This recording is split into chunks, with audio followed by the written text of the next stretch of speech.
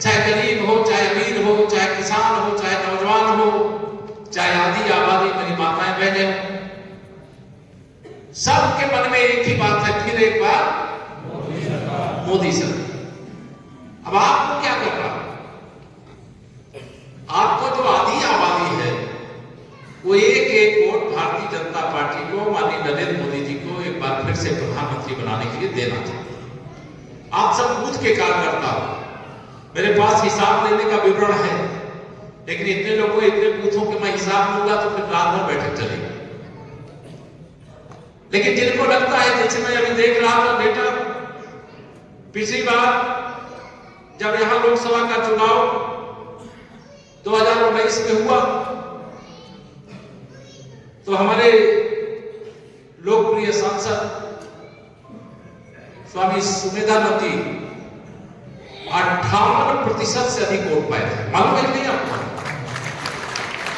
मैं यूपी में नारा लगाया करता था कि 100 में से 60% वोट हमारा, 40% में बंटवारा है, बंटवारे में भी हमारा। क्यों हमारा है? क्योंकि हमने सबका साथ, सबका विकास किया। लेकिन आप तो 60% पहले ही पहुंच चुके हो, तो आज यहां मुझे अपना नारा बदलना पड़ेगा। 100 में से 75% वोट हमारा, 25% में बंटवारा, और बंटवारे में भी हमारा, क्योंकि सबका साथ, सबका विकास माननीय नरेंद्र मोदी जी के मार्गदर्शन, नेतृत्व में, क्योंकि जिनको मार्गदर्शन देना था, तो पिछले 5 साल पूरे राजस्थान को अराजकता के आग में झोंकने का काम किया कांग्रेस की अशोक गहलोत जी की सरकार। अब वो सरकार को आपने विदा कर दिया है, लेकिन 5 वर्ष राजस्थान को बहुत नुकसान उठाना पड़ा। लेकिन आज भारतीय जनता पार्टी का एक कार्यकर्ता जब राजस्थान प्रदेश के मुख्यमंत्री के रूप में शपथ लिया, तो बताइए हर कार्यकर्ता की छाती चौड़ी हुई कि नहीं? सब लोग खुश हो कि नहीं खुश हो?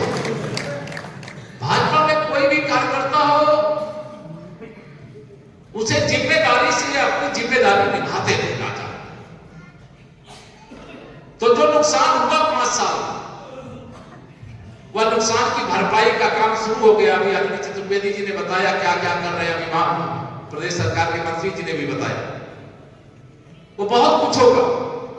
डबल इंजन की सरकार हो गई। मार्गदर्शक कौन है?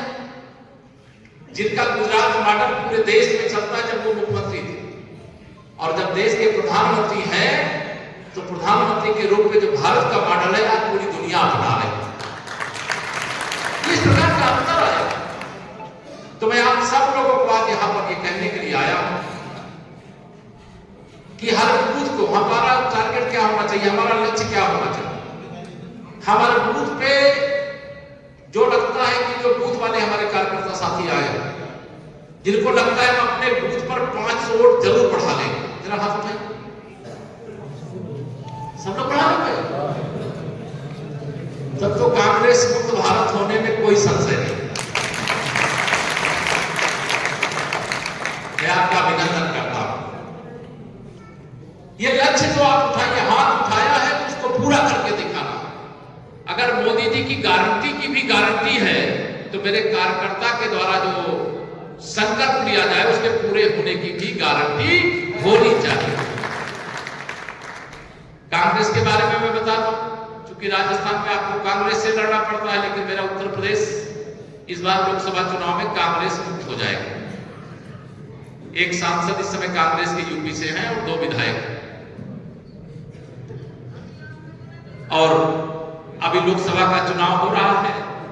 पिछली बार हमने अमेठी से राहुल गांधी जी को हरा करके, बहन स्मृति ईरानी जी को जिता करके अमेठी कांग्रेस से छीन लिया।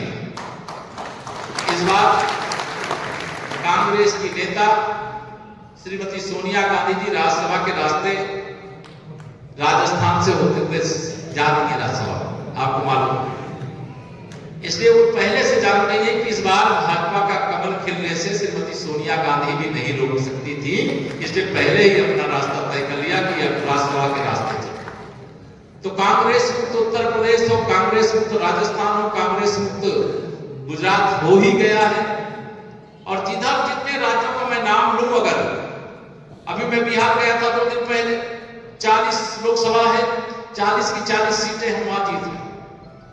यूपी का मैंने 80 का 80 बता दिया। मध्य प्रदेश में 29 लोकसभा है, पिछली बार 28 सीटें थे, एक फंस गई थी कहीं से, इस बार 29 की 29 सीटें। राजस्थान को आप 14-19 जिता चुके हो, आपको केवल इस बार जिताने को, जीतने को लेकर शंका नहीं है मुझे, लेकिन इस बार मैं आप सबसे यही अपील करके जाऊंगा कि कांग्रेस या विपक्ष की ओर से जो प्रत्याशी आवे, कौन आएगा, वो जब आएगा आप लोग देखोगे, लेकिन उसकी जमानत जब्त कराने का निर्णय लेकर के, संकल्प लेकर के हमारे प्रधानमंत्री जी सबका साथ सबका विकास, उन्होंने कहा है हमारे लिए 4 जातियां हैं, गरीब, किसान, नौजवान, महिलाएं। और मेरा दावा है कि महिलाओं में से 99.9% वोट भारतीय जनता पार्टी को देना चाहती हैं, कमल के फूल को देना चाहती हैं। सही है कि नहीं सही है बताइए? अगर हम 8 तारीख को महिला दिवस मना रहे हैं कि नहीं मना रहे? अब महिला दिवस में कोई वर्तमान सरपंच हो चाहे पूर्व सरपंच, वर्तमान जनप्रतिनिधि हो चाहे पूर्व जनप्रतिनिधि, इनके ज्वाइनिंग का अपने बूथ पर अभियान चला दीजिए। बड़े बड़े नेता लोगों को जो ज्वाइन कराना है, चतुर्वेदी जी ज्वाइनिंग कमेटी देख रहे हैं, वो चलाएं, वो करेंगे, लेकिन बूथ तो आपका, हम अपना बूथ भारी अंतर से जीते, इस संकल्प को लेकर के जाना है। माननीय प्रधानमंत्री जी ने कहा है 100 दिन का पूरा समय आप सभी कार्यकर्ता, जो भारतीय जनता पार्टी का कार्यकर्ता है, वह 100 दिन का समय भाजपा के नाम कर दे। अब आपको लगता होगा 100 दिन क्यों कहा? क्योंकि इस बार जो चुनाव होने जा रहा है लोकसभा का, वो 5 वर्ष के लिए जरूर होने जा रहा है, लेकिन इस बार के चुनाव के बाद देश 100 साल आगे बढ़ जाएगा। लेकिन जब भारतीय जनता पार्टी का कार्यकर्ता ठान लेता है, तो 2014 में कोई नहीं मान रहा था कि भारतीय जनता पार्टी अकेले दम पर बहुमत प्राप्त करेगी, लेकिन 272 प्लस कहा तो 283 सांसद अकेले भारतीय जनता पार्टी के जीत करके गए। माननीय नरेंद्र मोदी जी भारत के प्रधानमंत्री बने, पहली बार भारतीय जनता पार्टी की अपने दम पर अपनी सरकार बनाने की ताकत आप सब भारतीय जनता पार्टी के हनुमान जी की तरह शक्तिशाली कार्यकर्ताओं के बल पर है। 2019 के लोकसभा चुनाव में आपने दोबारा 300 पार का नारा दिया गया, तो 303 अकेले भारतीय जनता पार्टी के सांसद जीता। अब 2024 का नारा क्या है?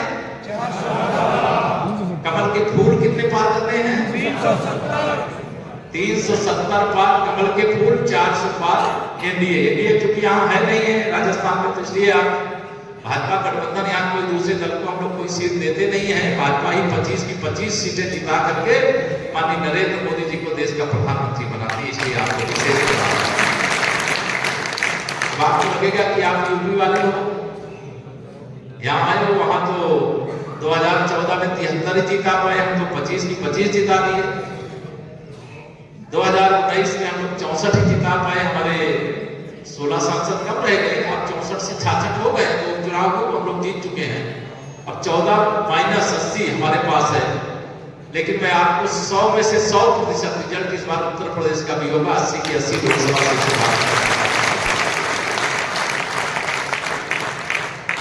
भारतीय जनता पार्टी के पक्ष में का अनुकूल वातावरण, 10 साल कांग्रेस की अगुवाई में श्री मनमोहन सिंह जी की सरकार थी, पूरे देश और दुनिया में जिस सरकार की बदनामी देश में हुई, उस सरकार ने दुनिया में देश की बदनामी कराई थी। लेकिन 10 वर्ष लगातार माननीय नरेंद्र मोदी जी के नेतृत्व में सरकार, बताइए क्या लोकप्रियता का ग्राफ कम हुआ कि बढ़ा? दुनिया में भारत की प्रतिष्ठा बढ़ी है कि घटी है? मोदी है तो जब ऐसा शक्तिशाली, विश्व का सबसे शक्तिशाली नेता, विश्व का सबसे लोकप्रिय नेता